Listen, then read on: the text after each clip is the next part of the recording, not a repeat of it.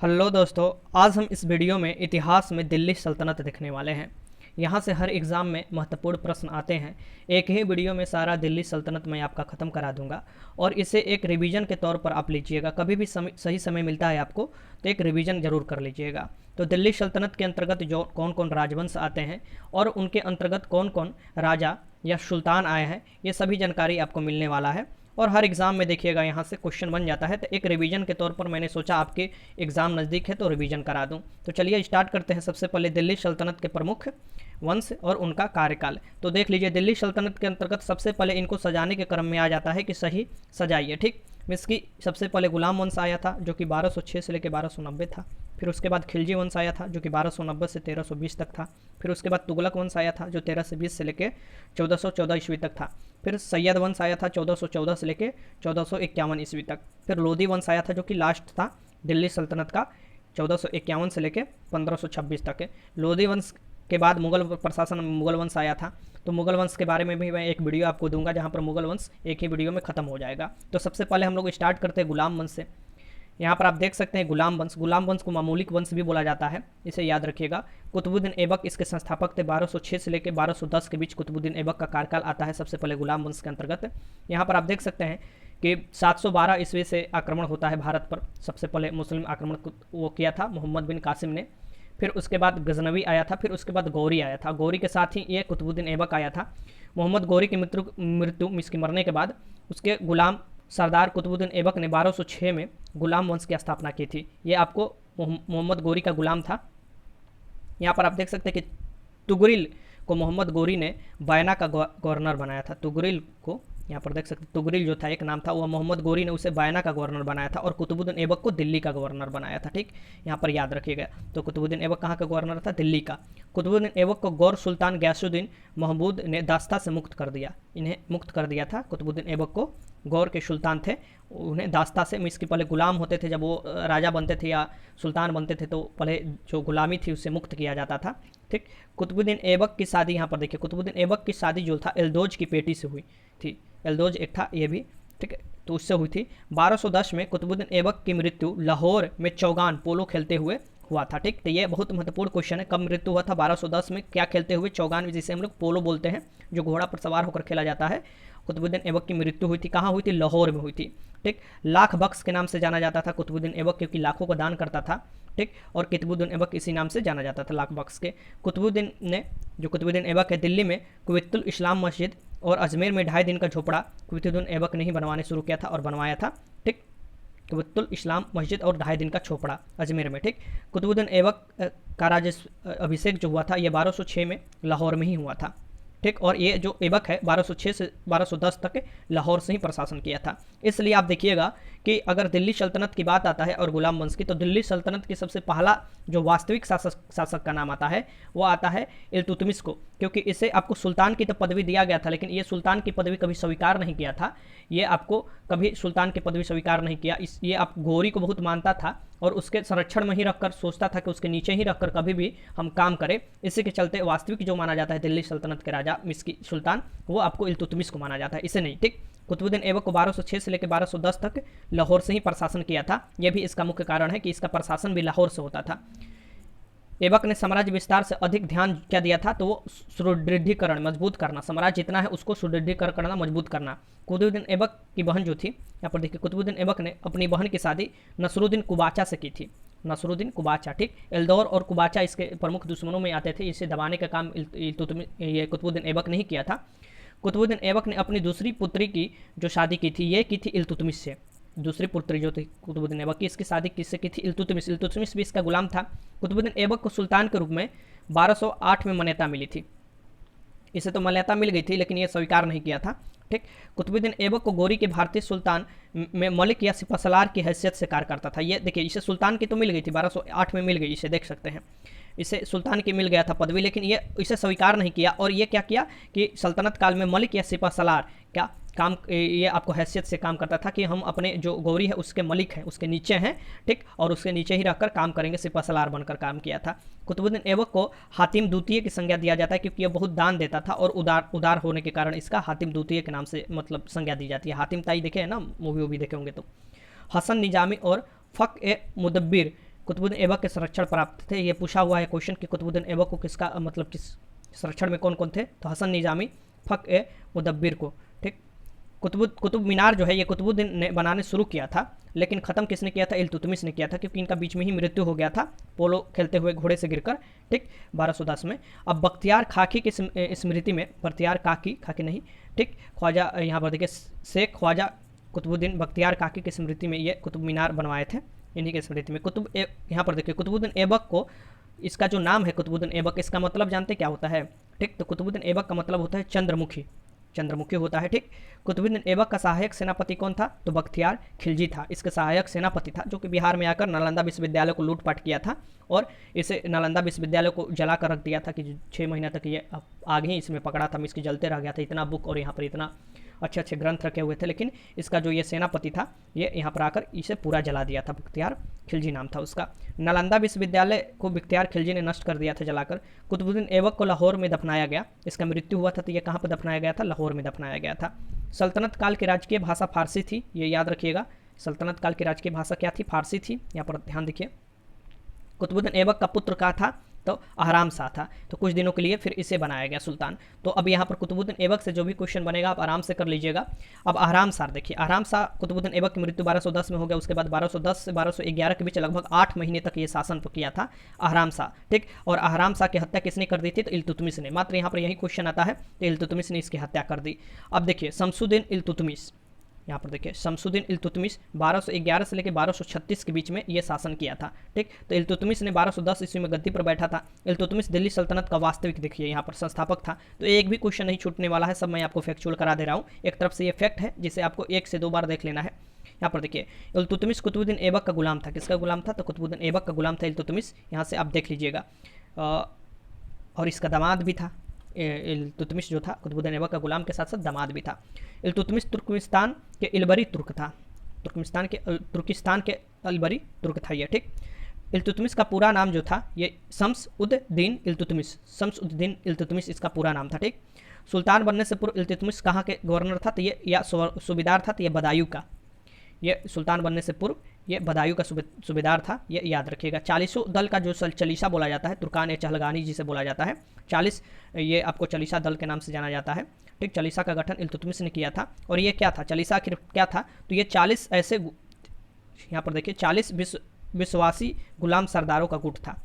ये तुर्क सरदार ऐसे थे 40 जो कि ये गुट में रहते थे और इसके हेल्प करते थे, तो ये चलीसा दल के नाम से जाना जाता है इसे।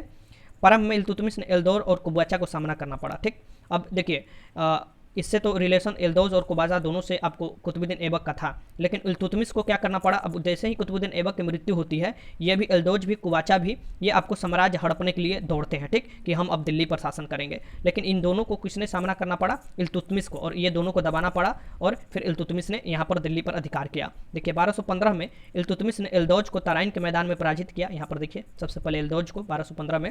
इल्तुतमिश के वास्तविक सुल्तान का दर्जा 1229 में बगदाद के यहाँ पर देखिए खलीफा अब्बासी से प्राप्त हुआ। देखिए सुल्तान का ये भी गुलाम था, फिर वास्तविक सुल्तान के किससे, अब्बासी खलीफा। तो यहाँ पर इसीलिए बोला जाता है वास्तविक दिल्ली के सुल्तान कौन थे, तो इल्तुतमिश थे। ठीक, सर्वप्रथम शुद्ध अरबी सिक्का इल्तुतमिश ने चलाया था। सर्वप्रथम यहाँ पर देखिए सर्वप्रथम वाला बड़ा आता है क्वेश्चन, ये याद रखिएगा। अरबी सिक्का किसने चलाया था, इल्तुतमिश ने चलाया था। इल्तुतमिश ने 2 महत्वपूर्ण सिक्के चलाए थे, कौन कौन, तो चांदी का टाका जिसे बोला जाता था। ठीक, चांदी का टाका और तांबे का जीतल। टाका आज भी देखिएगा बांग्लादेश में चलता है, जैसे यहाँ पर पैसा रुपये चलता है ना, वैसे ही टाका चलता है। तो चांदी का टाका और तांबे का जीतल। अब ये नहीं है कि चांदी का टाका बांग्लादेश में चलता है, ऐसा नहीं है। ठीक, लेकिन टाका आज भी चलता है। राजधानी को लाहौर से दिल्ली इल्तुतमिश ने ही हस्तांतरित किया था। ये देखिएगा कुतुबुद्दीन ऐबक जो था, जो पहला सुल्तान था, वो लाहौर से ही काम चलाता था, लेकिन ये दिल्ली अब आ गया था, तो इल्तुतमिश दिल्ली अपना राजधानी बना लिया था। ठीक, मोइनुद्दीन चिश्ती के दरगाह का निर्माण इल्तुतमिश ने कराया था। मोइनुद्दीन चिश्ती का निर्माण करना इल्तुतमिश ने। इल्तुतमिश ने इक्ता प्रथा चलाई थी, इक्ता प्रथा। इक्ता में इसके छोटे छोटे ज़मीनों को बांट कर और उसके वो दे देना बड़े बड़े सरदारों को या ऐसे अपनी सेना को। ठीक, भारत में पहला मकबरा निर्मित करने का श्रेय इल्तुतमिश को जाता है। पहला मकबरा निर्मित करने का इल्तुतमिश को जाता है श्रेय। इल्तुतमिश ने यहाँ पर देखिए इल्तुतमिश ने अजमेर की मस्जिद बनवाई। अजमेर की मस्जिद बनवाई थी। मध्य एशिया के मंगोलों को नेता चंगेज़ खां था। मध्य एशिया में जो उस समय मंगोल का नेता था चंगेज़ खां था, और चंगेज़ खां भारत पर 1221 में इल्तुतमिश के समय ही सबसे पहले आक्रमण किया था। यहाँ पर आप देख सकते हैं 1221 में मंगोलों के प्रथम आक्रमण से भारत को इल्तुतमिश ने बचाया था। यहाँ पर आप देख सकते हैं दिया हुआ है, सब दिया है इसमें, एक एक पॉइंट मैंने आपको लिख दिया है। इल्तुतमिश की मृत्यु जो हुआ था 1236 ईस्वी में हुआ था। 1236 में इल्तुतमिश क्या हो गया था, मर गया, और इल्तुतमिश ने पुत्री रजिया सुल्तान को अपना उत्तराधिकारी घोषित किया था कि इसके बाद उत्तराधिकारी कौन होगी, रजिया सुल्तान, क्योंकि इसका एक बेटा भी था, उस पर यह विश्वास नहीं करता था, इसके वो थोड़ा नहीं था बढ़िया। इल्तुतमिश ने सुल्तान के पद को वंशानुगुणत बना दिया, इसकी एक वंश से दूसरे वंश में हो जाए ये बना दिया। ठीक, रुकनुद्दीन फिरोज, यहाँ पर देखिए 1236 ईस्वी में जब ये मृत्यु हुआ इल्तुतमिश का, तो उस समय बना था रुकनुद्दीन फिरोज। अमीरों ने इल्तुतमिश के उत्तराधिकारी रुकनुद्दीन फिरोज को बनाया। रुकनुद्दीन फिरोज के शासन की बागडोर उसकी माँ शाह तुर्कान के हाथ में थी। अब ये शाह तुर्कान के हाथ में थी, ये मनमाने ढंग से अब ये अपना काम करने लगी, लेकिन नाम किसका था, तो रुकनुद्दीन फिरोज का। इसी से क्या हुए, फिर से ये आपको जो शाह थे, इसकी जो 40 सरदार थे वो गुस्सा हो गए और फिर से इसकी बेटी जो थी रजिया सुल्तान को बना दिए। ठीक, रजिया सुल्तान को 1236 से लेकर 1240 ये भारत की प्रथम मुस्लिम महिला शासक थी, ये भी याद रखिएगा, 1236 से 1240 तक। तो रजिया को 1236 में जनता तथा अमीरों द्वारा गद्दी पर बैठाया गया। यहाँ पर देखिए, ठीक, रजिया पर्दा प्रथा, जो पर्दा प्रथा था कि पर्दा बुर्का उर्का पहन कर आना है, आपको चेहरा उरा नहीं दिखाना है, इसका त्याग कर दिया। ठीक, ये त्याग कर दी और पुरुषों की तरह कोट और टोपी पहनकर खुले जो राज दरबार थे उसमें जाने लगी, कोट और टोपी पहनकर कि हम भी पुरुष की तरह शासन चलाएंगे। ठीक, रजिया ने याकूत, यहाँ पर देखिए, याकूत को अमीर ए आखुर नियुक्त किया। यहाँ पर देख सकते हैं अमीर ए आखुर पद नियुक्त किया, लेकिन ये यही सबसे विद्रोह का कारण यहाँ पर एक आपको कि ऐसे ही आपको प्रदा प्रथा त्याग देना और फिर इसको एक गैर तुर्क को ये अमीर ए आखुर नियुक्त कर देना, ये सबसे बड़ा इसके मतलब की गलती माना जाता है, और इसी के चलते फिर इसके खिलाफ लोग होने लगे। रजिया ने अल्तुनिया के तबरहिंद भटिंडा के अक्तादार नियुक्त किया। इसे क्या किया, अल्तुनिया के तबरहिंद को भटिंडा जो है अक्तादार नियुक्त किया। ठीक, रजिया ने अल्तुनिया से विवाह कर लिया, फिर इसका अल्तुनिया से विवाह कर लिया ये रजिया ने। ठीक, ये भी खटक गया। बहराम शाह ने कैथेल के समीप कुछ हिंदू डाकू थे, उन्हें बोला कि रजिया की हत्या कर दो, तो उन्होंने रजिया का हत्या कर दी। ठीक, दिल्ली सल्तनत के प्रथम तुर्क महिला शासक कौन थी, रजिया थी, रजिया सुल्तान थी। ठीक, अब मोइजुद्दीन बहराम शाह ने बोला था मारने के लिए, तब यही बनेगा। अब इसी सी बात है, तो 1240 से लेकर 1242 तक भी ये भी था। इसकी आप दिल्ली सल्तनत में देखिएगा कि कब किसका तख्ता पलट हो रहा है, कब किसको कौन मरवा दे रहा है, ये आप साधारण देखते रहिएगा। ठीक, ये आपको देखने को मिलेगा। 1240 से लेकर 1242 तक रजिया को अपदस्थ करके तुर्की सरदारों ने मोइजुद्दीन बहराम को दिल्ली की गद्दी पर बैठा दिया। ठीक, ये अब ये गद्दी पर बैठ गया। सुल्तान का अधिकार कम करने के लिए न्याब ए ममालिकात नए पद का गठन किया गया। ये उस समय जो सुल्तान का अधिकार है इसे कम करने के लिए एक नया पद गठित किया गया। ठीक, प्रथम नयाब जो बने थे एतगीन को नियुक्त किया गया। प्रथम नयाब कौन थे, एतगीन।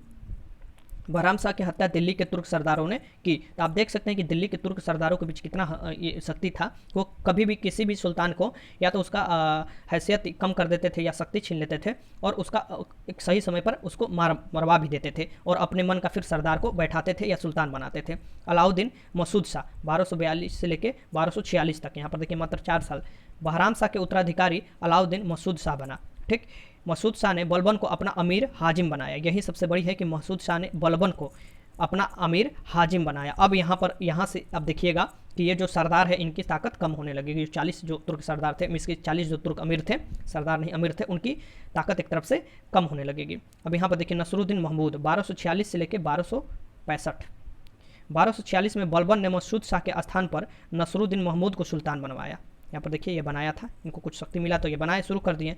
नसरुद्दीन ने राज्य की समस्त शक्तियाँ बलबन के हाथ में केंद्रित कर दी या सौंप दी। यही नसरुद्दीन की सबसे बड़ी भूल थी कि ये एक विश्वास कर और बलबन के हाथों में सभी शक्तियाँ सौंप दिए। नसरुद्दीन ने बलबन को कौन सी उपाधि दी, तो उलुग खां की उपाधि प्रदान कर दी। अब इस एक नाहला पर दाहला ये हो गया कि इसने उलुग खां को शक्ति प्रदान कर दी, किसको, बलबन को। बलबन ने अपनी पुत्री की शादी किससे की थी, तो नसरुद्दीन से की थी।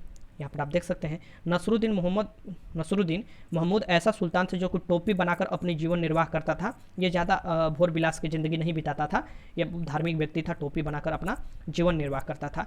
1259 में मंगोल नेता हलाकू के साथ समझौता कर बलबन ने पंजाब में शांति स्थापित की।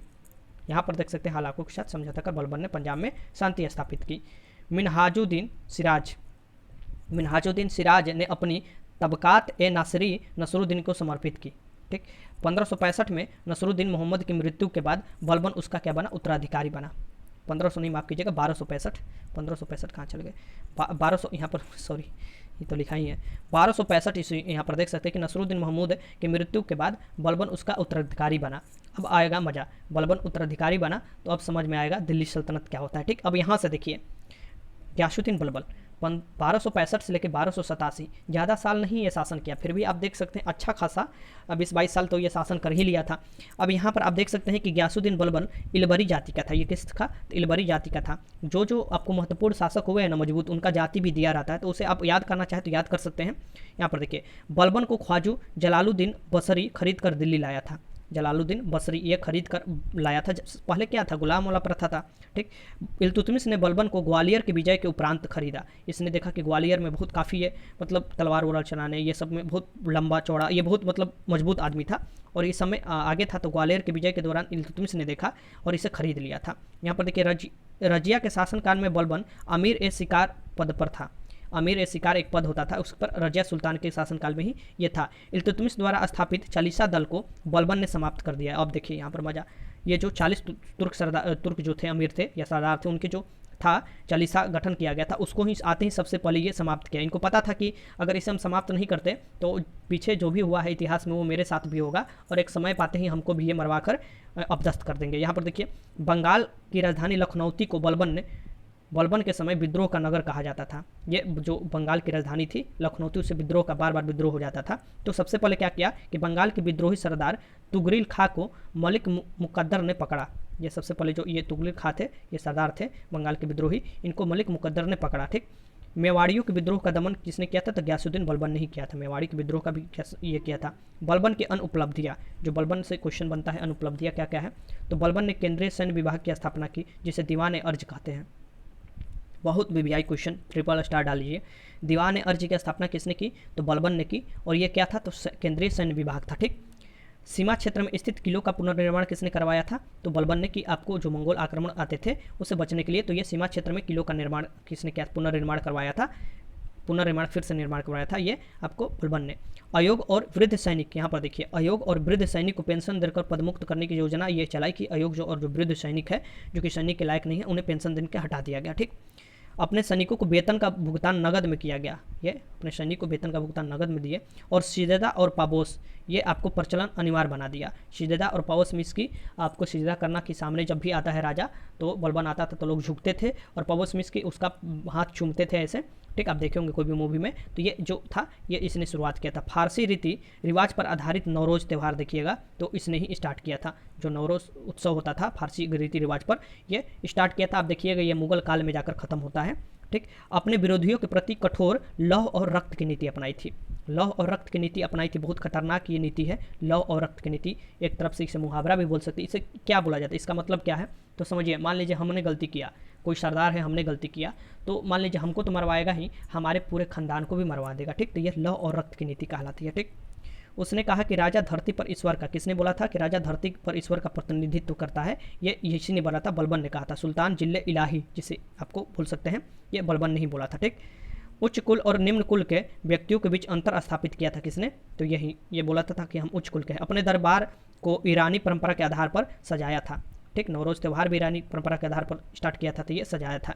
कुरान के नियमों को शासन का आधार बनाया, जो कुरान के नियम है उसके शासन का आधार बनाया था।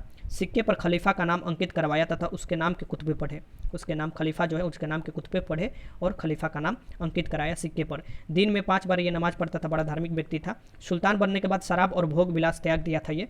ठीक, बलबन के दरबार में फारसी के प्रसिद्ध कवि अमीर खुसरो तथा अमीर हसन रहते थे। ये फारसी के जो प्रसिद्ध कवि थे ये थे अमीर खुसरो और अमीर हसन। ठीक, प्रसिद्ध ज्योतिष और चिकित्सक मौलाना हमीदुद्दीन मुतरीज बलबन के दरबार में रहते थे। ये ज्योतिष चिकित्सक थे।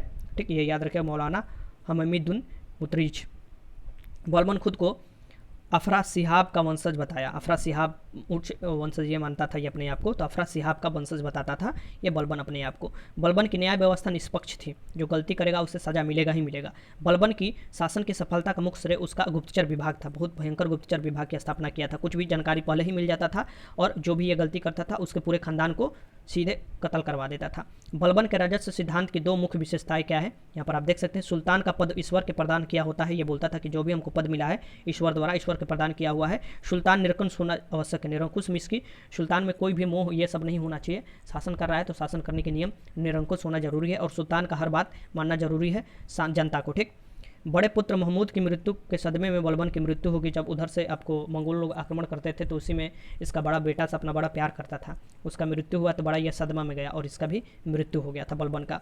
अब यहाँ पर मुख्य जो था बलबन से ही क्वेश्चन बनता है, इल्तुतमिश से बनता है, कुतुबुद्दीन ऐबक से बनता है। अब हम चलते हैं आगे की तरफ। कैकुबाद, यहाँ पर देखिए ये 1287 से लेकर 1290 तक शासन किया था कैकुबाद। बलबन के उत्तराधिकारी के रूप में कैकुबाद ने दिल्ली गद्दी पर 1287 ईस्वी में आसीन हुआ। 1287 ईस्वी में आसीन हुआ। कैकुबाद का सेनापति गैर तुर्क सरदार जलालुद्दीन फिरोज खिलजी था। अब यहाँ पर देखिए, अब आएगा मजा, ये गैर तुर्क था, ठीक। कौन था? सरदार जलालुद्दीन फिरोज खिलजी, ठीक। और ये किसका था? तो कैकुबाद के सेनापति था। कैकुबाद को लकवा मारा, ठीक, लकवा मारा तो क्या होगा, आप समझ रहे हैं ना आगे क्या होगा। क्या होगा? कैकुबाद को अत्यंत विलासी और कामुक व्यक्ति भी था ये, ठीक। और इसका लकवा मारा तो गुलाम वंश का अंतिम शासक कौन थे? शमसुद्दीन क्यूमर्स था। ये बहुत कम समय के लिए शासन किया था शमसुद्दीन क्यूमर्स। और यहाँ पर जब ही ये आया तो इसका काम तमाम किया गया किसके द्वारा? जलालुद्दीन खिलजी द्वारा, ठीक। अब मैं यहाँ पर आपको बता दूँ कि जो यहाँ पर अगर पूछता है कि सबसे जो अंतिम शासक है क्यूमर्स, आप लिखिएगा किसका? तो गुलाम वंश का, ठीक। और सबसे पहला तो कुतुबुद्दीन ऐबक। लेकिन अगर वास्तविक शासक पूछता है तो इल्तुतमिश आपको लिखना होगा। जितना था मैंने आपको जानकारी दे दिया। अब यहाँ से अगर कोई भी क्वेश्चन आप बनता है आप आराम से कर लीजिएगा, यहाँ से एक भी क्वेश्चन बनता है तो आप आराम से कर लीजिएगा, ठीक। आगे चलते हैं। अब आते हैं हम लोग यहाँ पर 1290 से 1320 तक। यहाँ पर आप देख लीजिए ये जो है 1290 से 1320 तक जो है, यहाँ पर कौन कौन से कहाँ से क्वेश्चन पूछे जाते हैं मैं आपको बता देता हूँ, ठीक। यहाँ पर देखिए जलालुद्दीन खिलजी ने 1290 ईस्वी में मनिकपुर, यहाँ पर देखिए मनिकपुर, यहाँ पर देखिए मनिकपुर के सूबेदार मलिक छज्जू के विद्रोह को दबाया था जलालुद्दीन खिलजी ने। जलालुद्दीन खिलजी की हत्या उसके भतीजे और दामाद कर दिए थे अलाउद्दीन खिलजी। तो ये बाद की बात है, लेकिन यहाँ पर मैंने आपको बता दिया। अब यहाँ पर देखिए खिलजी वंश की स्टार्ट यहाँ से हम कर रहे हैं। तो खिलजी वंश देखिए, खिलजी वंश में कौन कौन शासक हम पढ़ेंगे? तो सबसे पहले जलालुद्दीन खिलजी जो कि क्यूमर्स के बाद आया था, ठीक। और फिर अलाउद्दीन खिलजी और फिर कुतुबुद्दीन मुबारक। ये जो है 1316 से 1320 तक। लेकिन इसका बार बार शासन में कुछ महत्वपूर्ण नहीं है, लेकिन नाम आता है तो ये भी हम लोगों को पढ़ना है, ठीक। तो यहाँ पर आप देख सकते हैं कि यहाँ से स्टार्ट होता है हमारा खिलजी वंश। अब यहाँ पर हम शुरुआत करते हैं। खिलजी अफगानिस्तान के हेलमंद नदी के तटीय क्षेत्र में रहने वाले एक जाति थी, जो खिलजी जाति थी।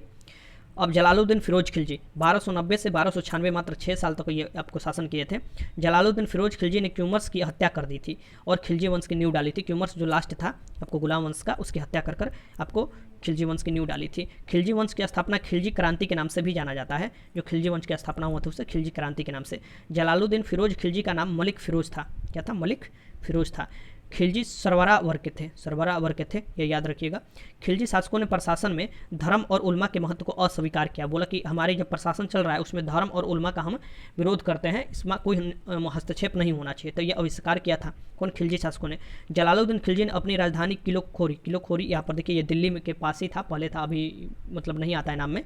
किलाखोरी ये दिल्ली के पास बनाई थी अपनी राजधानी। जलालुद्दीन ने अपनी राज्याभिषेक के 1 वर्ष के बाद दिल्ली में प्रवेश किया था। जब अभिषेक हुआ था इसके 1 वर्ष के बाद दिल्ली में प्रवेश किया। जलालुद्दीन ने अपने पुत्रों को खाना खाना, अकरली खां और कद्र खां की उपाधि प्रदान की थी। खाना खाना कौन? अकरली खां और कद्र खां को उपाधि प्रदान की थी, ठीक। जलालुद्दीन ने अपने पुत्रों को। जलालुद्दीन खिलजी ने 1290 में काड़ा मनिकपुर के सूबेदार मलिक छज्जू के विद्रोह को दबाया था। ये मलिक छज्जू के विद्रोह को कौन ने दबाया था? तो जलालुद्दीन खिलजी ने दबाया था, ठीक। ये याद रखिएगा, काड़ा मनिकपुर के सूबेदार जो थे, ये महत्वपूर्ण इसके काम में आता है। जलालुद्दीन खिलजी की हत्या उसके भतीजे और दामाद किसने की थी? तो अलाउद्दीन खिलजी, ये उसके भतीजा था और दामाद भी था, ठीक। तो अलाउद्दीन खिलजी जो था 1296 में इसका काम तमाम कर दिया, ठीक। तो यहाँ पर आप देखिएगा अलाउद्दीन खिलजी। अगर दिल्ली सल्तनत में सबसे शक्तिशाली और सबसे अगर महत्वपूर्ण सुल्तान या शासक की बात आता है तो अलाउद्दीन खिलजी का नाम जरूर आता है। और अलाउद्दीन खिलजी को द्वितीय सिकंदर भी बोला जाता था। और ये अपने मन में विश्व जीतने के लिए, विश्व विजेता बनने के लिए भी मन में सजोए बैठा था कि हम एक दिन विश्व विजेता बनेंगे।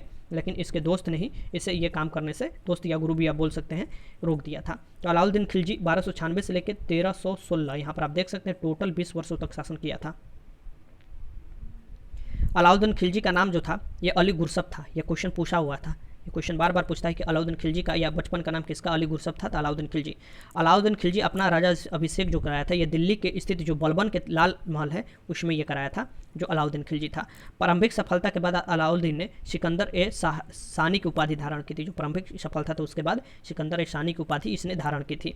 अलाउद्दीन ने विश्व विजय और एक नवीन धर्म स्थापित करने का विचार किया था, लेकिन यह विचार त्याग दिया किसके कहने पर? तो कोतवाल अलाउल मुल्क के कहने पर। इसका मित्र भी इसे बोला जाता है, कभी कभी इसका गुरु भी बोला जाता है। इसको बताता था कैसे क्या करना है, तो इसने बोला था कि रहने दो, ये सब मत करो, नहीं तो विद्रोह हो जाएगा जनता में, एक धर्म स्थापित करोगे और एक नवीन धर्म और विश्व विजय करोगे तो काफ़ी समय लगेगा, ये सब मत करो, ठीक। तो ये त्याग दिया था किसके कहने पर? तो अलाउल मुल्क। सिक्के पर तारीख लिखवाने की प्रथा किसने शुरुआत की थी? तो अलाउद्दीन खिलजी ने शुरुआत की थी सिक्के पर तारीख लिखवाने की प्रथा।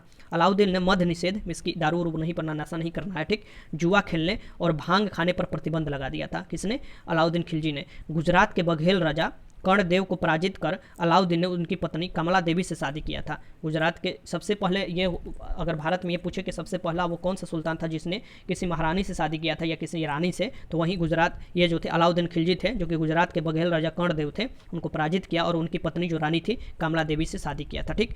अब यहाँ पर मैं आपको बता दूँ कि पद्मावत की भी बात आता है, ठीक, उनका भी ये आता है कि उनसे भी शादी करने के लिए इसने बड़ा अत्याचार किया था, ठीक। यहाँ पर देख सकते हैं अलाउद्दीन का पहला अभियान गुजरात पर था, जो कि 1298 में बघेल शासक कर्णदेव के पर था, ठीक। इनका सबसे पहला अभियान था।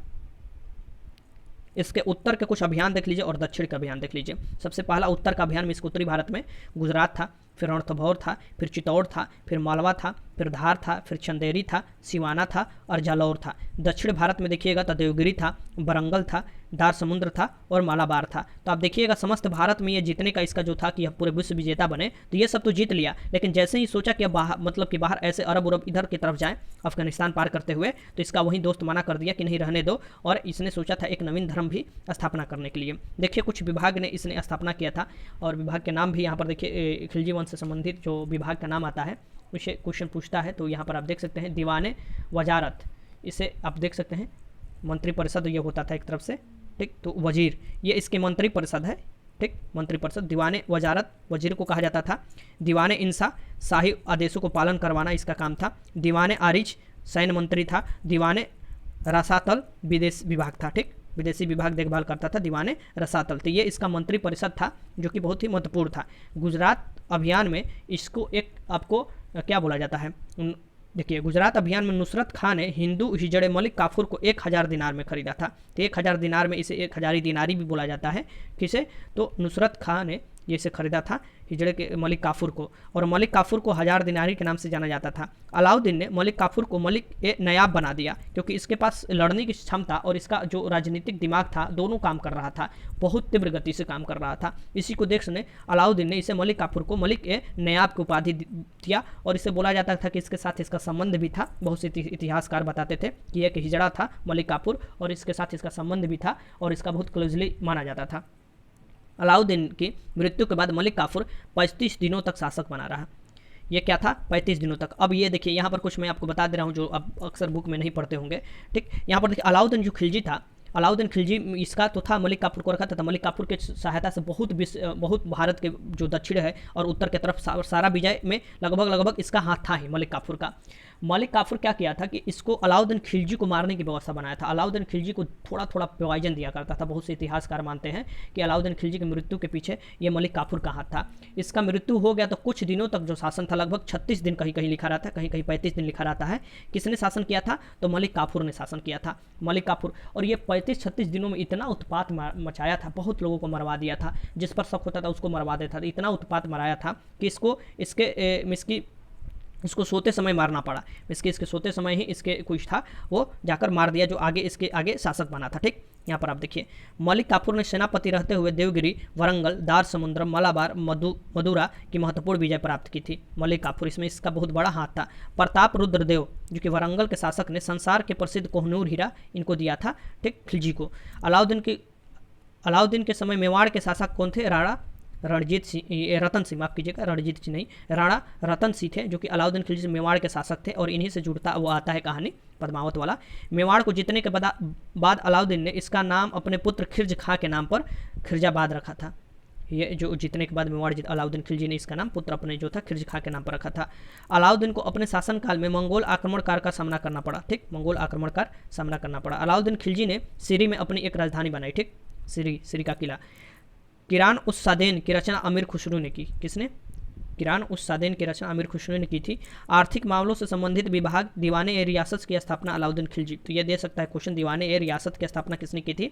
ठीक, अलाउद्दीन खिलजी। देखिए अलाउद्दीन खिलजी का जो भी आपका शासन देखिएगा वो सैन्य विभाग को मजबूत करने के लिए काफ़ी था और अपने पास टैक्स लेने के लिए, क्योंकि टैक्स लेगा तभी तो वो शासन चला पाएगा। ये बहुत से ऐसे चीज़ों का स्थापना किया था। न्याय का उच्चतम न्यायाधीश कौन होता था? तो सुल्तान ही होता था, सबसे उच्चतम पद पर, ठीक। पुलिस विभाग का प्रमुख कौन होता था? तो कोतवाल कहलाता था, ठीक। सर्वप्रथम डाक व्यवस्था की शुरुआत सुल्तान किसने की थी? तो अलाउद्दीन खिलजी ने सबसे पहले डाक व्यवस्था। यहाँ पर देखिए सबसे पहले यहाँ पर देखिए अस्थायी सेना, दाग और महाली तथा सैनिकों को नगद वेतन देने की प्रथा की शुरुआत सर्वप्रथम किसने की थी? तो अलाउद्दीन खिलजी। यहाँ से बहुत क्वेश्चन बनता है कि सबसे पहले अस्थायी सेना किसने रखा था? सेना रखा था उसका हुलिया पहचानना या घोड़े को दागना, क्योंकि अपना घोड़ा अगर युद्ध में पहचान में आ जाए कि ये अपना घोड़ा है, ये सभी किसने शुरुआत किया था? ये किया था अलाउद्दीन खिलजी ने। नगद वेतन भुगतान करना और उन्हीं लोगों को सेना में शामिल करना जो कि उसके लायक हैं, ठीक। तो वो भर्ती निकाला करता था, ओपन भर्ती जैसे आर्मी का भी होता है ना, वैसे ही रैली भर्ती होता था और उसमें लोग आते थे और देखा जाता था कि उसमें क्या योग्यता है। और ये नहीं कि छोटे 5 साल से लेकर 60 वर्ष तक, ऐसा नहीं था कि सबको शामिल किया जा रहा है, नहीं। तो इसलिए तो इसका सैन्य बहुत मजबूत था। इसके लिए सैन्य व्यवस्था को ही ज़्यादा ये मिल पाए, सैनिक लोग अच्छे से जाकर बाजार में कुछ खरीद पाए और ज़्यादा विद्रोह ना हो, इसके कारण ही ये बाजार नियंत्रण पद्धति का भी शुरुआत किया था किसने? तो अलाउद्दीन खिलजी। जो कैंटीन सिस्टम होता है ना, कैंटीन वाला, वो इसने ही स्टार्ट किया था। देखिए यहाँ पर अलाउद्दीन प्रथम सुल्तान था जिसने भूमि की माप कराई थी। भूमि की माप भी किसने कराई थी? अलाउद्दीन खिलजी ने। जैसे बाजार नियंत्रण में अगर कोई झोल माल करता है, जैसे 1 किलो के स्थान पर 900 ग्राम बाटा इस्तेमाल किया जाता है, तो बलबन और अलाउद्दीन खिलजी ऐसे शासक थे कि वो बोलते थे कि इसके मांस के बराबर उतना काट लिया जाएगा अगर ये ठगता है तो। ऐसा आपका नियम कठोर बनाया गया था। क्यों? क्योंकि इसको पता था कि अगर हमारा टैक्स चोरी होता है तो हम अपने कैसे सैन्य विभाग को अच्छे से रख सकते हैं, और अगर कोई बेईमानी करता है तो वो चोरी करने के लिए ही करता है। वह पैदावार का जो सबसे पहले इसका काम क्या कर दिया था कि जो पैदावार होगा उसका 50% आपको देना है। तो मान लीजिए पहले क्या होता था कि कुछ नियम बना दिए जाते थे, जैसे कि सबको 10 रुपया देना है, मान लीजिए एक तरफ से हाइपोथेटिकली, तो सब लोग जो 200 कमाते थे वो भी 10 रुपया देते थे, जो 100 रुपया कमाते थे वो भी 10 रुपया देते थे, जो आपको 500 कमाते थे वो भी 10 रुपया देते थे, जो 1000 कमाते थे वो भी 10 रुपया। लेकिन इसने क्या किया, ये बोला कि जो अमीर है वो तो ज़्यादा देना चाहिए, तो बोला कि जो 100 रुपया कमाएगा उसे अपना 50% में 50 रुपया देना पड़ेगा, जो 1000 रुपया कमाएगा उसका 50% कितना होगा? 500, उसे 500 देना पड़ेगा, जो 10 रुपया कमाएगा उसका 5 रुपया देना पड़ेगा, ठीक। तो पहले के शासक के थ्रू ये थोड़ा अलग सोचा और पैदावार का सीधे क्या बोल दिया, 50% आपको वसूल किया जाएगा जितना पैदावार होगा। पहले कृषि पर ही सबसे ज़्यादा ये था, पहले कृषि ही होता था, ठीक। तो ये बाजार नियंत्रण प्रणाली स्थापित किया और उसी में बाजार नियंत्रण प्रणाली में इसे यहाँ पर आप देखिएगा कि ये बाजार नियंत्रण प्रणाली जो स्थापित किया था उसमें के लिए जो अधिकारी बनाए गए थे उसका नाम मैं आपको बता रहा हूँ, शाहना ए मंडी। शाहना ए मंडी बाजार अधीक्षक होता था, ठीक। दीवाने ए रियासत, बाजार पर नियंत्रण रखना, ठीक, दीवान ए रियासत। सराय अदल, न्याय के लिए ये काम करता था। बरीद ए मंडी, ये क्वेश्चन बहुत महत्वपूर्ण है, किसने? तो बरीद ए मंडी बाजार निरीक्षक होता था, यही देखता था कि बाजार में क्या चल रहा है, कौन लोग सस्ता चीज़ खरीद कर काफ़ी ज़्यादा महंगा बेच रहे हैं या बेईमानी कर रहे हैं, ये सब देखता था। मुनेहान गुप्तचर विभाग होते थे, जो कि इसका बहुत गुप्तचर विभाग जो था एक्टिव था। यहाँ पर आप देखिए अलाउद्दीन ने अमीर खुसरो तथा अमीर हसन देहलवी को संरक्षण प्रदान की थी। अमीर खुसरो का आप नाम सुनते होंगे और अमीर हसन, इसे संरक्षण प्रदान की थी किसने? अलाउद्दीन ने। मलिक काफूर ने अलाउद्दीन के मरणोपरांत अनेक नवजात पुत्र उसके नवजात पुत्र शहाबुद्दीन को गद्दी पर बैठाकर उसका संरक्षक बन गया था। ये उसके नवजात पुत्र थे शहाबुद्दीन और उसका संरक्षक बन गया था और बहुत अत्याचार किया था मलिक काफूर ने। यहाँ पर देखिए खजाइनुल फुतूह में अमीर खुसरो ने अलाउद्दीन, यहाँ पर देखिए मैं आपको बता रहा हूँ कि खजाइनुल फतूह में अमीर खुसरो ने अलाउद्दीन को विश्व का सुल्तान बताया था। यहाँ पर देखिए नीचे की तरफ, यहाँ पर विश्व का सुल्तान अमीर खुसरो ने बताया था किसको? यही अलाउद्दीन खिलजी को। पृथ्वी के शासकों का सुल्तान बताया था, युग का विजेता बताया था, जनता के चरवाह जैसी उपाधियाँ दी थी किसको? तो ये दिया था अमीर खुसरो ने अलाउद्दीन खिलजी को, ठीक। ये अपने किताब में, तो ये अलाई दरवाज़ा भी निर्माण किसने कराया था? तो अलाउद्दीन खिलजी ने कराया था। ऊपर के कुछ मैं आपको बता दूँ, ठीक। तो यहाँ पर समाप्त होता है कि अलाउद्दीन खिलजी, ठीक। अब अलाउद्दीन खिलजी के बाद आपको क्या आता है? अलाउद्दीन खिलजी के बाद ये आपको एक और शासक का नाम आता है मुबारक शाह खिलजी, ठीक। तो मुबारक खिलजी जो है या मुबारक शाह खिलजी का नाम जो आता है ये आपको 1316 से लेकर 1320 में आता है, ठीक। तो मुबारक खिलजी ने अल इमाम उल इमाम खिलाफत उल उपाधि धारण की थी। क्या, फिर से नाम लिखिए, उल इमाम खिलाफत उल, यहाँ पर खिलाफत उल्लाह उपाधि धारण की थी। ये आपको किसने धारण की थी? तो ये मुबारक शाह खिलजी। और मुबारक शाह खिलजी ने खलीफा का आदेश नहीं माना था, इसने खलीफा जो आदेश दिया था उसने नहीं माना था, और मुबारक शाह खिलजी ने स्वयं को खलीफा घोषित कर दिया था। ठीक, तो ये आपको स्वयं को खलीफा घोषित करने के बाद ये आपको धारण करी थी। बरनी के अनुसार मुबारक शाह खिलजी कभी कभी दरबार में नग्न अवस्था में आता था, ये बरनी के अनुसार बोलता जाता था। मुबारक शाह खिलजी की हत्या खुसरो शाह ने की थी। खुसरो शाह की हत्या गाजी मलक, जिसे हम लोग गयासुद्दीन तुगलक कहेंगे, इसका नाम असली क्या था? गाजी मलक, जो कि गयासुद्दीन तुगलक ने की थी। खुसरो शाह ने पैगंबर का सेनापति की उपाधि धारण की थी। खुसरो शाह जो थे ये पैगंबर के सेनापति। अब यहाँ पर समाप्त होता है आपका क्या? यहाँ पर समाप्त होता है आपका खिलजी वंश। अब यहाँ पर आता है तुगलक वंश। तुगलक वंश में क्या क्या आपको पढ़ना है? तो गयासुद्दीन तुगलक के बारे में आपको पढ़ना है, मोहम्मद बिन तुगलक के बारे में आपको पढ़ना है, फिरोज तुगलक के बारे में पढ़ना है, और अन्य जो प्रमुख शासक हुए छोटे उनके बारे में जल्दी से जानकारी मैं आपको दे देता हूँ। सबसे पहले गयासुद्दीन तुगलक, ये आपको 1320 से 1325 के बीच 5 साल शासन किए थे। मोहम्मद बिन तुगलक, बाप रे, इनका शासन आप पढ़िएगा, मैं आपको पढ़ाने वाला हूँ तो देखिएगा क्या क्या ये किए थे। 1325 से लेकर 1351 तक इनका शासन था। फिरोज तुगलक 1351 से लेकर 1388 था। अन्य शासक में 1388 से लेकर 1388 से लेकर 1412 तक आता है। अन्य शासकों में प्रमुख का नाम मैं आपको बताकर काम खत्म कर दूंगा। यहाँ पर देखिए, गयासुद्दीन तुगलक 1320 से लेकर 1325, जो कि आपको खिलजी वंश का खत्म करने के बाद गयासुद्दीन तुगलक वंश की स्थापना गयासुद्दीन तुगलक 8 सितंबर 1320 को की थी। ठीक, गयासुद्दीन तुगलक का वास्तविक नाम क्या था? तो गाजी मलिक या तुगलक गाजी था। ये तुगलक वंश का स्थापना किए थे, इनका नाम वास्तविक क्या था? गाजी मलिक या तुगलक गाजी। गयासुद्दीन तुगलक ने 29 बार मंगोल आक्रमण को विफल किया था। मंगोल जो आक्रमण करते थे ये भारत के पश्चिमी उत्तर क्षेत्र में, तो उसको विफल किसने किया था? तो गयासुद्दीन तुगलक 29 बार। पहली बार गयासुद्दीन तुगलक ने सिंचाई के लिए कुएं और नहरों का निर्माण कराया। बहुत महत्वपूर्ण वीवीआई क्वेश्चन बनेगा यहाँ से कि सिंचाई और नहरों का निर्माण सबसे पहले किसने कराया था? तो गयासुद्दीन तुगलक ने कराया था। ठीक, ये याद रखिएगा। गयासुद्दीन तुगलक की सेना में गिज, तुर्क, मंगोल, राजपूत, ताजिक, रूमी, खुरासानी तथा मेवाती वर्ग के लोग आते थे। ठीक, इसके सेना में बहुत लोग शामिल थे। दिल्ली के समीप अफगानपुर में लकड़ी से निर्मित स्वागत महल के धराशायी होने से गयासुद्दीन तुगलक की मृत्यु हो गई थी, और इसमें भी किसका हाथ था? तो इसकी मृत्यु में गयासुद्दीन मोहम्मद बिन तुगलक का हाथ था। इसने ही ये महल बनवाया था और इस स्वागत के लिए, और वहीं गिर गया तो इसमें दबकर मर गया था। अफगान के लकड़ी के महल को गयासुद्दीन के पुत्र जौना खां, इसका नाम क्या था? इसके बाद जो आएगा मोहम्मद बिन तुगलक, उसका असली नाम जौना खां था, उसने ही बनवाया था महल, और उसी में दबकर गयासुद्दीन तुगलक की मौत हो गया था। वो स्वागत महल बनवाया था। मृत्यु के पूर्व जो था ये गयासुद्दीन तुगलक बंगाल के अभियान से लौट रहा था, तो विज्ञान का अभियान कर सफल ये लौट रहा था गयासुद्दीन तुगलक। तो ये जौना खां, जिसे हम लोग मोहम्मद बिन तुगलक बोलते हैं, उसने बोला कि एक स्वागत महल बनवाया लकड़ी का, पूरा अपना दिमाग लगवाकर, और वो गिर गया, तो ये मर गया था गयासुद्दीन तुगलक ने। रोमन शैली में तुगलकाबाद को गयासुद्दीन तुगलक नहीं बसाया जाए, तुगलकाबाद शहर है, इसको रोमन शैली में यही बसाया था।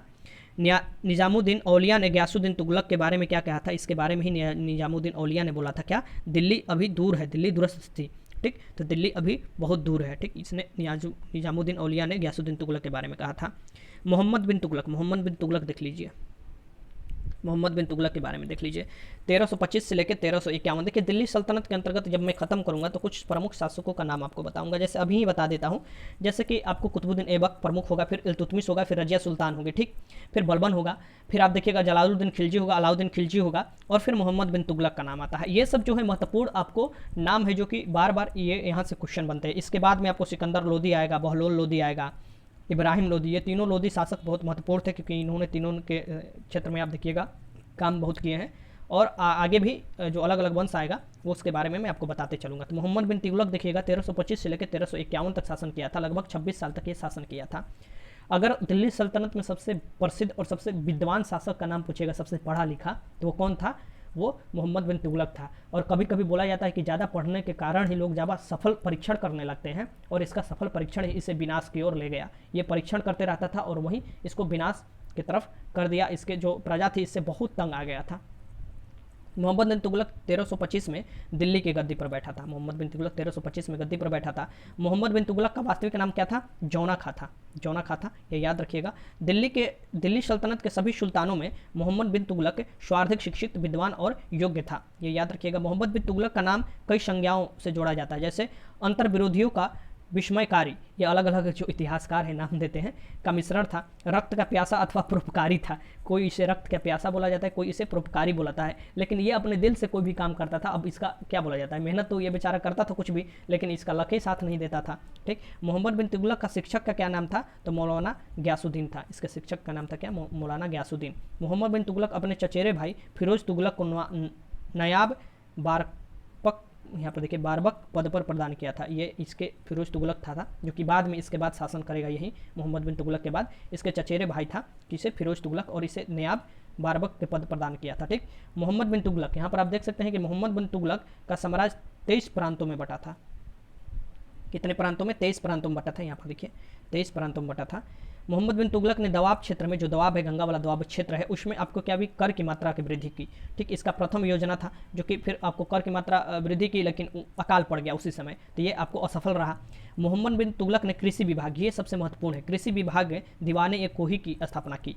कृषि विभाग की, क्योंकि वहाँ पर सबसे ज़्यादा अगर देखिएगा उस समय तो कृषि का बहुत ज़्यादा महत्व था, कृषि से ज़्यादा टैक्स आते थे। और ये विभाग की स्थापना दीवान ए कोही की किसका जाता है श्रेय, तो मोहम्मद बिन तुगलक को जाता है, इसने ही ये बनाया था। दिल्ली से राजधानी बदलकर देवगिरी मोहम्मद बिन तुगलक ने बनाया था, देवगिरी बनाया था ये अपना, कि दिल्ली पर बार बार आक्रमण हो रहे हैं जो अलग अलग उधर से उत्तर पश्चिमी क्षेत्र से, तो उसको बनाया था देवगिरी में। अच्छा राजधानी सोचा कि वहाँ पर आक्रमण से बचने के लिए देवगिरी बनाया था, और ये भी इसका काम मतलब कि एक तरफ से विफल ही माना जाता है। देवगिरी का नया नाम दौलताबाद रखा था। देवगिरी को कुब्तुल इस्लाम भी कहा जाता है, कुब्तुल इस्लाम। मोहम्मद बिन तुगलक ने पुनः दौलताबाद से राजधानी बदलकर दिल्ली ले गया, फिर ये क्या कर दिया, दिल्ली स्थापित कर दिया। देख रहे हैं, राजधानी परिवर्तन इसे बोला जाता है। इसका दूसरा जो असफल परीक्षण था।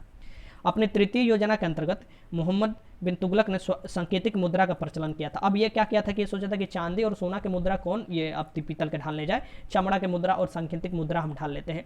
अब जैसे ही लोगों को पता चला, वैसे ही हजारों हजार की संख्या में हर घर में ऐसे मुद्रा ढालने वाला बन गया, और वो हाहाकार मच गया उसके साम्राज्य में। तो ये इसका तृतीय योजना था जो कि सांकेतिक मुद्रा प्रचलन करने वाला था। ठीक, 1333 ईस्वी में जो इब्नु बतूता आया था मोरक्को से, ये इसी के शासनकाल में आया था मोहम्मद बिन तुगलक के। और इब्नु बतूता ने क्या लिखा है, तो किताब उल रहेला, जिसे रहेला बोला जाता है, ये अपना यात्रा का वृत्तांत किया था, इसमें ये बताया था इसके बारे में। बर्नी के अनुसार मोहम्मद बिन तुगलक ने 5 मुख्य योजनाओं को विशेष रूप से उल्लेख किया था। जो बर्नी ने, जो इतिहासकार थे बर्नी, इनके जो मोहम्मद बिन तुगलक के शासनकाल के 5 प्रमुख जो आपको काम है उसके बारे में क्या क्या बताते हैं।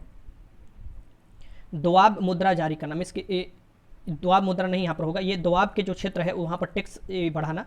ठीक, इसकी ठीक दोआब क्षेत्र का। फिर देवगिरी की राजधानी बनाना, अपना राजधानी दिल्ली से परिवर्तन करना। फिर सांकेतिक मुद्रा जारी करना। ठीक, और खुरासन पर आक्रमण करना, खुरासन पर आक्रमण करना। और फिर कराचिल की ओर अभियान करना। अब कराचिल की ओर में इसकी वो कश्मीर वाला क्षेत्र, वैसे बर्फ क्षेत्र सब पार कर कर अदर देश में जाने की तरफ ये सोचे थे। अब इनके सैनिक तो चले गए, वो कभी लौट कर वापस आए ही नहीं, उधर ही सारे के सारे सैनिक मर गए। जाड़े के समय ये भेजे थे ये आपको कराचिल का अभियान, और पूरा सैनिक उधर मर गया था। तो इसका जो 5 विफल हुआ था, यहाँ पर आप देख सकते हैं, ये इसके कारण ही इसे क्या बोला जाता है, पागल की तरफ बादशाह भी बोला जाता है। अब यहाँ पर देखिए, दिल्ली सल्तनत में मोहम्मद बिन तुगलक के प्रथम सुल्तान था जो हिंदुओं के त्योहारों मुख्यतः दिल्ली में भाग लेता, इसकी दिल्ली नहीं होली में भाग लेता था। जो ये ऐसा सुल्तान था कि वो जो हिंदू का त्यौहार होता था आपका होली, उसमें ये भाग भी लेता था। ठीक, थट्टा के निकट 20 मार्च 1351 को, यहाँ पर देख 1351 को मोहम्मद बिन तुगलक की क्या हो गई है, मृत्यु हो जाती है थट्टा के निकट। उसके निधन पर बदायूं ने लिखा, सुल्तान की उसकी प्रजा से और प्रजा को अपने सुल्तान से मुक्ति मिल गई। ये बदायूं लिखे थे, ये क्वेश्चन पूछ सकता है। सुल्तान को उसकी प्रजा से और प्रजा को उसके सुल्तान से मुक्ति मिल गई, क्योंकि प्रजा के लिए ही सुल्तान बार बार परीक्षण करते रहता था और प्रजा पर ही वो उल्टा पड़ जाता था, तो वो ऐसे बदायूं ने लिखा था। मोहम्मद बिन तुगलक ने इब्नु बतूता को दिल्ली के काजी के पद पर यह नियुक्त किया था। ठीक, मोहम्मद बिन तुगलक के काल में ही दक्षिण 1336 में, आपको दक्षिण में देखिएगा तो हरिहर बुक्का ने विजयनगर साम्राज्य डाली थी, हरिहर बुक्का विजयनगर साम्राज्य की स्थापना किया था। राज मुंदैरी के अभिलेखों में जौना खां उलुग खां की दुनिया का खां कहा गया है। ये जो है एक अभिलेख है, राज मुंदैरी को अभिलेखों में जौना खां उलुग खां को दुनिया का, ये देखिए यहाँ से थोड़ा मिसमैच हो गया है, मैं आपको बता रहा हूँ। ठीक, यहाँ पर तुगलक वंश में आपको फिर क्या आता है, किसका नाम आता है, फिरोज तुगलक का नाम आता है। ठीक, तो फिरोज तुगलक का जो नाम आता है उसके पहले एक अभिलेख था राज मुंदैरी का अभिलेख, जिसमें जौना खां को उलुग खां इसकी दुनिया का खान कहा गया था। ठीक, जौना खां मैंने बताया ना आपको, मोहम्मद बिन तुगलक। अब फिरोज शाह तुगलक, यहाँ पर देखिए उसके मृत्यु के बाद फिरोज शाह तुगलक 1351 से लेकर 1388 ईस्वी, तो ये इनका नाम आता है किसका, फिरोज शाह तुगलक का। तो फिरोज शाह तुगलक मोहम्मद बिन तुगलक के उत्तराधिकारी थे, 1351 में दिल्ली के गद्दी पर बैठे थे। ठीक, यहाँ पर आप देख सकते हैं फिरोज शाह तुगलक गयासुद्दीन तुगलक के छोटे भाई रजब का पुत्र था। इसकी आपको देख सकते हैं ये फिरोज शाह तुगलक गयासुद्दीन तुगलक के छोटे भाई रजब का पुत्र था। फिरोज शाह तुगलक का राजाभिषेक सर्वप्रथम थट्टा में, तत्पश्चात फिर दिल्ली में जाकर अपना ये करवाया था। सबसे पहले थट्टा में उनकी मृत्यु हुआ था कुतुबुद्दीन, यहाँ पर कुतुबुद्दीन नहीं, यहाँ पर मोहम्मद बिन तुगलक का, और उसके बाद यहीं थट्टे में ही इन्होंने सबसे पहले अपना राज्याभिषेक कराया, फिर बाद में जाकर दिल्ली में इसने कराया था। उड़ीसा में पुरी जगन्नाथ मंदिर को फिरोज शाह तुगलक ने 1360 में ध्वस्त कर दिया था। उड़ीसा में जो पुरी है जगन्नाथपुर की पुरी मंदिर, वो 1360 में ये ध्वस्त कर दिया था फिरोज शाह ने। ठीक, नगरकोट के प्रसिद्ध जो ज्वालामुखी मंदिर था उसको फिरोज शाह तुगलक ने ही 1361 में ध्वस्त किया था। ठीक, यहाँ पर आप देख सकते हैं फिरोज शाह तुगलक ने 24 कष्टदायक जो कर थे उसे समाप्त कर दिए थे। यहाँ पर आप देख सकते हैं फरिश्ता के अनुसार फिरोज शाह तुगलक फारसी, अरबी, तुर्की, तेलुगु, कन्नड़ और मराठी भाषा का ज्ञानी था। फिरोज शाह तुगलक सिर्फ 4 प्रकार के जो कर थे वो कौन थे? खर्ज, खुम्स, जजिया और जकात कर लेता था। 4 कर, खराज, खुम्स, जजिया और जकात, ये 4 प्रकार का ये कर वसूलता था। उलमाओं के आदेश पर फिरोज शाह तुगलक ने सिंचाई कर, जिसकी उपज का 10वां भाग नामक नया कर लगाया, क्योंकि आपको सिंचाई करने के लिए ये सब जो शुरू में सबसे पहले गयासुद्दीन तुगलक ने शुरुआत किया था नहर वहर बनवाना, और उस पर जो कर लगाने की सुझाव दिया था ये आपको ये उलमा सब दिए थे, वो शुरुआत किसने किया था? तो फिरोज शाह तुगलक ने कर दिया था। और फिरोज शाह तुगलक ने सिंचाई के लिए और भी काम किया था, 5 लंबी नहरों का इसने भी निर्माण कराया था और 1200 बाग लगवाए थे। फिरोज शाह तुगलक 1200 बाग लगवाए थे। सुल्तान फिरोज ने लगभग 300 नए नगरों का भी स्थापना किया था। 300 जो नए नगर थे सुल्तान फिरोज, ठीक, फिरोज शाह तुगलक ये नए नगर का निर्माण किए थे, जिसमें देख सकते हैं फिरोजाबाद, हिसार, फतेहाबाद, जौनपुर तथा फिरोजपुर नामक नगर की फिरोज शाह ने बसाया था। फिरोज शाह तुगलक को स्वयं सबसे ज़्यादा फिरोजाबाद नगर पसंद था, जो ये बनवाए थे फिरोजाबाद नगर, ये फिरोज शाह तुगलक को सबसे ज़्यादा पसंद था। मेरठ और टोपरा से अशोक के स्तंभों को लाकर दिल्ली में फिरोजा शाह तुगलक ने ही स्थापित किया था, जो कि आपको अशोक का स्तंभ था, ये कहाँ से? तो मेरठ और टोपरा से लाकर दिल्ली में स्थापित किया था फिरोज शाह तुगलक ने। ठीक, तो ये जो काम था ये फिरोज शाह तुगलक का काम था। फिरोज शाह तुगलक का अन्य काम भी याद रखना चाहिए आपको, जैसे इसने दारुल शरण नाम की एक खैराती अस्पताल स्थापना की थी। तो एक खैराती अस्पताल किसने अपना स्थापना की थी? तो दारुल शरण नाम की स्थापना की थी, ये आपको फिरोज शाह तुगलक की। इसने रोजगार दफ्तर भी खुलवाया था, बेरोजगारों के लिए रोजगार दफ्तर इसने कराया था, जिसने ही खुलवाया था। ठीक, अनाथ स्त्रियों और विधवाओं और लड़कियों के लिए सहायता के लिए दीवाने एक खैरात नामक एक विभाग की भी स्थापना किसने की थी? दीवाने एक खैरात, ये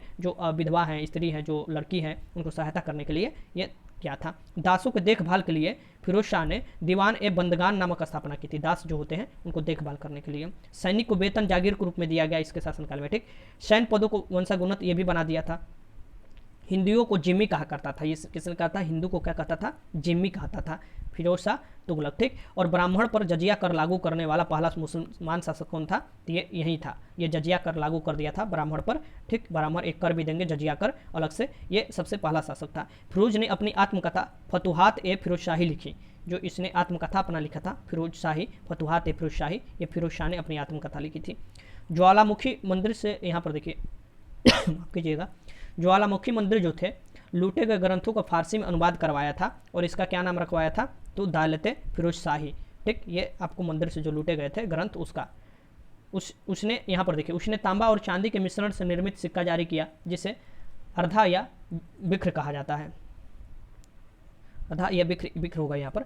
ठीक, इसे ये अब बिक्र नहीं, बिक होगा, आधा या बिक कहा जाता था। ये आपको तांबा चांदी के मिश्रण से निर्मित करवाया था ये सिक्का। ठीक, फिरोज शाह तुगलक ने सासगानी 6 जीतल नामक सिक्के चलाए थे।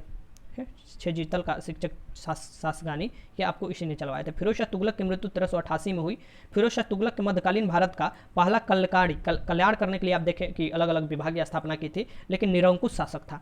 ठीक, ये कहा जाता है कल्याणकारी निरंकुश शासक आपको मध्य भारत के ये था। ठीक, ये याद रखिएगा। हेनरी इलियट तथा एलिफिंस्टन ने फिरोज शाह तुगलक को सुल्तान युग का अकबर कहा है। सुल्तान जो सल्तनत काल है उस युग का अकबर कहा है किसने? ये हेनरी इलियट ने और एलिफिंस्टन ने। तैमूर ने दिल्ली पर 1398 में नसरुद्दीन महमूद के समय आक्रमण किया। ठीक, यहाँ पर मैं आपको बता दूं कि जो तैमूर है, तैमूर ने दिल्ली पर 1398 में नसरुद्दीन महमूद के समय आक्रमण किया था। और तुगलक वंश, यहाँ पर देख लिए तुगलक वंश का अंतिम शासक कौन था? तो नसरुद्दीन महमूद था, जो कि 1412 ईस्वी में था। मलिक सरवर नामक हिजड़े ने जौनपुर नामक स्वतंत्र राज्य की स्थापना की थी। ये क्वेश्चन पूछ सकता है कि जौनपुर की किसने स्थापना की थी, तो ये मलिक सरवर नामक हिजड़े ने जौनपुर की स्थापना की थी स्वतंत्र राज्य की। अब यहाँ पर आता है, इसके बाद जो आता है, जो भी क्वेश्चन पूछ सकता था वो आपसे, जो तुगलक वंश से मैंने आपको बता दिया। उसके बाद सबसे छोटा वंश आता है आपको सैयद वंश, जो कि 1414 से लेकर 1451 तक है। मात्र इसमें देखिएगा कि सैयद वंश में खिर्ज खा 1414 से लेकर 1451, मुबारक शाह 1421 से लेकर 1484, महमूद शाह 1484 से लेकर 1445 और अलाउद्दीन आलम शाह 1445 से लेकर 1450 इसके प्रमुख शासक है। अब इनके द्वारा जो जो काम किया गया माफ़ कीजिएगा, इनके द्वारा जो काम किया गया है उसके बारे में मैं आपको बता दूं। थोड़ा जल्दी जल्दी बोलने में मेरा आदत है, तो बीच बीच में खांसी आ जाता है, जाड़ा का मौसम है, आपको पता ही होना चाहिए। सैयद वंश की स्थापना खिर्ज खां ने 1414 में की थी। खिर्ज खां 1414 से लेकर 1421 तक शासन किया था। 1414 से लेकर 1421 मात्र 7 साल तक इसने शासन किया था खिर्ज खां ने, लेकिन सैयद वंश की स्थापना किया था, ये याद रखिएगा।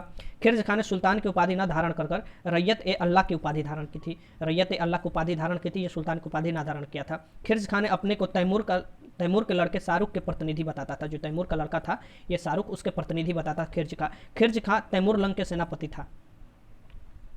खिर्ज खां का उत्तराधिकारी मुबारक शाह हुआ। ये खिर्ज खां के उत्तराधिकारी क्या हो, मुबारक शाह। मुबारक शाह ने 1414 से लेकर 1433 तक शासन किया था, ठीक। और मुबारक शाह ने शाह की उपाधि धारण की थी, ग्रहण की, और अपने नाम के सिक्के भी जारी किए थे। मुबारकबाद नगर की स्थापना मुबारक शाह ने ही करवाया था। याहिया बिन अहमद सरहिंदी को मुबारक शाह की राज्य प्राप्ति में, इसके राज्य में ये रहते थे, संरक्षण प्राप्ति याहिया बिन अहमद सरहिंदी को, ठीक। मुबारक शाह का संरक्षण प्राप्त था। तारीख ए मुबारक शाही याहिया बिन अहमद सरहिंदी ने लिखी थी। यह तारीख ए मुबारक शाही। मुबारक शाह का उत्तराधिकारी मोहम्मद शाह था। मोहम्मद शाह का वास्तविक नाम मोहम्मद बिन फरीद खां था। मोहम्मद बिन फरीद खां। मोहम्मद शाह ने बहलोल को खान ए खाना की उपाधि दी और अपना पुत्र कहकर इनको पुकारा था, ठीक। किसको, तो यहाँ पर देख सकते हैं बहलोल को, किसने, तो मोहम्मद शाह ने। अब यहाँ पर पुत्र कहकर इसकी खाना ए खाना और पुत्र कहकर पुकारा था। सैयद वंश का अंतिम शासक अलाउद्दीन आलम शाह था। अलाउद्दीन आलम शाह था, जो कि 1443 से लेकर 1451 तक था। और फिर इसके बाद यही जो है, जो कि आपको मोहम्मद शाह ने जिसे बहलोल जो था उसे खाने को उपाधि दी थी, ये बहलोल ने काम खत्म किया इसका, और फिर इसमें लोदी वंश का स्थापना किया था। तो लोदी वंश में कौन कौन पढ़ेंगे हम लोग, बहलोल लोदी, सिकंदर लोदी और इब्राहिम लोदी, जो कि दिल्ली सल्तनत के लास्ट आप देखिएगा वंश में लोदी वंश आता है, जो कि 1526 तक चलता है। और पानीपत के युद्ध जो होता है प्रथम, वो 1526 में ही होता है, बाबर और इब्राहिम लोदी के बीच। तो बहलोल लोदी के बारे में देख लीजिए। बहलोल लोदी क्या था, 1451 से लेकर 1489 तक यहाँ पर आप देख सकते हैं शासन किया था, ठीक। तो ये इतने सालों तक शासन किया था। अब ये साल में क्या काम किया था, तो वो ज़्यादा काम नहीं किया था। दिल्ली में प्रथम अफगान राज्य का संस्थापक माना जाता है बहलोल लोदी को, ठीक। लोदी जो था अफगान था। बहलोल लोदी अफगानिस्तान के गिजलई कबीले के एक शाखा साहू खेल में पैदा हुआ था। साहू खेल जो था ये गिजलई के एक कबीला था जो अफगानिस्तान का, उसमें पैदा हुआ था। 1451 में बहलोल लोदी गाजी की उपाधि के साथ दिल्ली पर बैठा, गाजी की उपाधि धारण किया और ये दिल्ली पर बैठा 1451 में। जौनपुर एक बार फिर दिल्ली में बहलोल लोदी ने शामिल किया। जो जौनपुर जो था, जो कि मैंने ऊपर बताया था कि जो जौनपुर था वो आपको अलग एक बना लिया गया था, उसे फिर से ये अपने में मिला लिया था। तो ये जो था, ये आप देख सकते हैं कि जैसे कि मलिक सरवर जो आपको हिजड़ा मैंने बताया था कि मलिक सरवर नामक हिजड़ा ने जौनपुर नामक स्वतंत्र राज्य की स्थापना की थी, उसे फिर ये मिला लिया था, ठीक। अपने शासन में दिल्ली में मिला लिया था, ठीक। अब यहाँ पर देखिए कि बहलोल लोदी अपने सरदारों को मकसद ए अली कहकर पुकारता था। जो सरदार इसके थे मकसद ए अली कहकर पुकारता था। बहलोल लोदी द्वारा बहलोली सिक्के भी चलाए गए थे। बहलोल लोदी का पुत्र उत्तराधिकारी सिकंदर शाह लोदी था। सिकंदर शाह लोदी था इसके पुत्र और उत्तराधिकारी सिकंदर लोदी जिसे हम लोग बोलते हैं। 1489 से लेकर 1517 ईस्वी तक इसने शासन किया था। सिकंदर लोदी का वास्तविक नाम था निजाम खां। क्वेश्चन पूछ सकता है निजाम खां, याद रखिएगा। जौनपुर के हुसैन शाह सरकी को पराजित कर सिकंदर लोदी ने बिहार और तिरहुत को दिल्ली में मिला लिया। अब जौनपुर के हुसैन शाह को पराजित कर बिहार और तिरहुत को भी ये दिल्ली के शासन में मिला लिया था। 1504 में सिकंदर लोदी ने आगरा की नींव डाली। सिकंदर लोदी आगरा 1504 में नींव डाली और फिर बाद में 1506 के करीब ये अपना राजधानी भी बनाया था। किसको, तो अब आगरा को। तो आगरा की स्थापना किसने की थी, 1504 में सिकंदर लोदी ने, और बाद में 1506 में ये अपना राजधानी भी बनाया था इसे। सिकंदर लोदी ने भूमि मापने के लिए कौन सी पैमाना यूज किया था, तो गज ए सिकंदरी पैमाना जारी किया था, या आपको इसका उपयोग करने लगा था, गज ए सिकंदरी का, ठीक, भूमि मापने के लिए। सिकंदर लोदी ने नगरकोट के ज्वालामुखी जो मंदिर था नगरकोट में, उसको तोड़ दिया था, और उसके तोड़ने के बाद जो टुकड़े बचे थे वो कसाईयों को मांस तोड़ने के लिए दे दिया था। ये सबसे इसका खराब काम में आता है कि कसाईयों को मांस तोड़ने के लिए जो ज्वालामुखी मंदिर था हिंदुओं का नगरकोट में, उसे तोड़वा दिया था और दे दिया था। सिकंदर लोदी ने मुसलमानों को तजिया निकालने, यहाँ पर देखिए तजिया जो निकलता है ना, तजिया निकालने, स्त्रियों को पीरों और संतों के मजार पर जाने से प्रतिबंध लगा दिया था। बोला था कि कोई भी स्त्री मजार पर नहीं जा सकती है या संतों के दरगाह पर, और मुसलमान तजिया नहीं निकाल सकते। ये सिकंदर लोदी ने किया था। 1506 में सिकंदर लोदी ने कुतुब मीनार की मरम्मत करवाई थी। ठीक, तो कुतुब मीनार की ये मरम्मत कराई थी कौन? तो सिकंदर लोदी का भी नाम आता है। अब कुतुब मीनार की ऊंचाई कितना है? 234 फीट है। सिकंदर लोदी ने संस्कृत के आयुर्वेद ग्रंथ फहरंग सिकंदरी नाम से अनुवाद किया था। ठीक, ये किसका? संस्कृत का जो आयुर्वेद ग्रंथ था इसका संस्कृत में फहरंग सिकंदरी नाम से अनुवाद कराया था। ठीक, किया नहीं तो कराया था। सिकंदर लोदी ने कहा कि यदि मैं अपने एक गुलाम को भी पालकी में बैठा दूं तो मेरे आदेश पर मेरे सभी सरदार उसे अपने कंधे पर बैठा कर ले जाएंगे। कहने का मतलब कि अगर एक भी गरीब को भी मैं आपको ऐसा व्यवस्था उत्पन्न करा देता हूं जैसे कि वो पालकी में बैठ जाए, तो मेरे सरदार जो है बहुत मुझे मानते हैं और वो मुझे अपने कंधे पर बैठा लेंगे। ये सिकंदर लोदी का मानना था। अब यहाँ पर देखिए गुलरुखी, जो गुलरुखी बुक है, इसकी गुलरुखी शीर्षक से फारसी में कविताएं कौन लिखता था? तो सिकंदर लोदी ने लिखी थी। ठीक, ये यहाँ पर याद रखिए। व्यक्तित्व को सुंदर बनाए रखने के लिए उसने दाढ़ी अपना कटवा लेता था। मैं इसकी दाढ़ी का सेव कर लेता था, ये कि व्यक्तित्व मेरा अच्छा लगे, तो व्यक्तित्व को सुंदर बनाए रखने के कारण सिकंदर लोदी दाढ़ी नहीं रखता था। ठीक, इसके बाद सबसे लास्ट आता है और यहाँ से आपको दिल्ली सल्तनत समाप्त होगा। इब्राहिम लोदी 1517 से लेकर 1526। इब्राहिम लोदी का कार्य देख लीजिए, इब्राहिम लोदी ने क्या क्या किया था। तो सिकंदर लोदी का उत्तराधिकारी का कौन? इब्राहिम लोदी, 1517 से लेकर 1526 तक। ठीक, ये आपको याद रखिएगा। बाबर को भारत पर आक्रमण करने का नियंत्रण किसने दिया था कि बाबर भारत पर आक्रमण करे? क्योंकि ये सिकंदर, जो यहाँ पर देख सकते हैं, जो इब्राहिम लोदी है ना, इससे जनता भी त्रस्त थी और अगल बगल के राजा भी त्रस्त थे। इसके शासन वाले अंदर से भी त्रस्त थे। ये इतना मतलब कि बदमाश किस्म का बोलते, अत्याचारी किस्म का आदमी था। ठीक, तो बाबर को निमंत्रण दिया गया इसको हराने के लिए। तो पंजाब के शासक दौलत खान लोदी और इब्राहिम लोदी के चाचा जो थे आलम खान, इसे बाबर को आक्रमण दिया कि आइए इसको मिलकर इसकी हम भी सहायता करेंगे, हराया जाए। तो इब्राहिम लोदी और बाबर के बीच जो 21 अप्रैल 1526, डेट याद रखिए, 21 अप्रैल 1526 पानीपत के मैदान में युद्ध हुआ था। ठीक, पानीपत हरियाणा में है, उसी मैदान में युद्ध हुआ था जिसमें बाबर की विजय हुई थी। यहाँ पर बाबर क्या हुआ था? विजय हुआ था। इसे ही पानीपत के प्रथम युद्ध बोला जाता है। और वह लोदी वंश का अंतिम शासक कौन साबित हुआ था? तो इब्राहिम लोदी साबित हुआ। और भारत का एकमात्र सुल्तान जो कि युद्ध भूमि में मारा गया था, इसकी वह बाबर ने मारा भी था, ये आपको इब्राहिम लोदी था। और उसी के साथ दिल्ली के जो सल्तनत वंश है वो खत्म हो जाता है। दिल्ली का सल्तनत वंश खत्म होता है और यहीं से गुलाम जो है, गुलाम वंश भी जिसे बोला जाता है, शुरुआत जो हुआ था दिल्ली सल्तनत का, वो लास्ट में जाकर लोदी वंश से खत्म होता है। और लास्ट को जो राजा थे वो कौन थे? ये थे इब्राहिम लोदी। तो शुरुआत दिल्ली सल्तनत के राजा जो थे, इसके सुल्तान थे, वो तो कुतुबुद्दीन ऐबक। अगर वास्तविक पूछता है सबसे प्रथम तो इल्तुतमिश, और जो लास्ट में अगर पूछेगा तो इब्राहिम लोदी। यहाँ से खत्म होता है और फिर मुगल साम्राज्य का स्थापना होता है। मुगल साम्राज्य, ये कहने का मतलब कि पूरे भारत में इसका स्थापना होता है। दिल्ली सल्तनत कहने का मतलब कि दिल्ली के ही क्षेत्र में, अगल बगल क्षेत्र में ये शासन होता था, लेकिन जैसे ही मुगल साम्राज्य आप बोलिएगा तो पूरे भारत में ही शासन का बगडोर शुरुआत हो जाता था। ठीक, तो आगे जो वीडियो मैं आपको दूंगा मुगल साम्राज्य पर दूंगा और ऐसे कर आपका रिवीजन मैं पूरा करा दूंगा। ठीक, तो वीडियो अच्छा लगा तो लाइक कीजिएगा। अगर जल्दीबाजी में कहीं गलती हो गया है तो उसे इग्नोर कीजिएगा। अगर कोई भी मन में डाउट है तो कमेंट बॉक्स में लिख दीजिएगा। और वीडियो देखने का आपका बहुत बहुत धन्यवाद।